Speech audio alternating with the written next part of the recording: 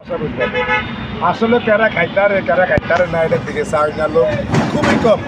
আমি চাই আমাকে মেহেদি হাসান বিপ্লব ভাইয়ের মতো আরও ৮-১০ লোক যদি ঢাকা সিটি দিতে বাইরে, ঢাকা শহরের অনেক কাঙ্গালি মানুষ, আমার মতো কাঙ্গালি যারা আছে, অসহায় যারা আছে, এরা খাইতে পারবো, ঠিক করে আসলতে পারবো। এরও ৮-১০ লোক পেলে আপনারা একটা দোয়া করবেন যেন আরও ৮-১০ লোকজন বাইরে আমাকে ঢাকা সিটিতে কোন ভাই কালকে মেহেদি হাসান ভাই খাওয়াইতেছে দুটা।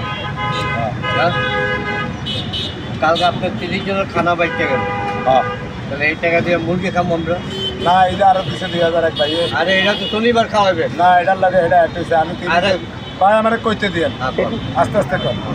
আমি ৩০ জন না রাখলে ভাই এই টিয়াটা আপনি দিতেন আমারে। আমি জানি না আপনি কয়জন রাখছেন, এটা আমার মনে হয় হ্যাঁ, আপনি যদি না জানতেন এনো ফ্রি খেলা আপনি এনো আইতেন। না না ওটা ঠিক আছে, আমারে বুঝেন না, লোকের দেশ নাই। না আমি জানি না। আমি ৩০ জন রাখছি গেলি গা যেন আরো ৩০ জনের খাওয়ান আরেকজনের দেয়। আর আমার ৩০ জনের অধিনায়ক তারা জানেন ইউটিউবালারা, আমার হয়েছে গাড়ি সাফালা। এই ইউটিউবালারা যদি ফসান না করতো এখানে এত মানুষ আইতো না, এত বেচা কিনি হইতো না, এত বেয়ার হইতো না, আমারও গেডিটা মোটো হইতো না, কত আরম টাটকা হইতো না।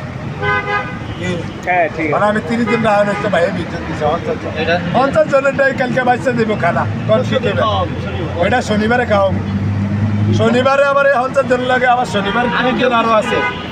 আমার ডেইলি 30 জন, তাহলে 2-3 জন জন্ম 60 জন আর 20 জন 80 জন শনিবার ভাই। আপনি ওটা একটা সিরিয়াল লোক, হ্যাঁ ওটা একটা সিরিয়াল লোক। আমি ভাবছিলাম কি কালকে হ্যাঁ 30 জনের টাকা বাইতে যাবো, ওই 30 জনের টাকা দিয়ে কালকে আমরা সন্ধ্যা সময়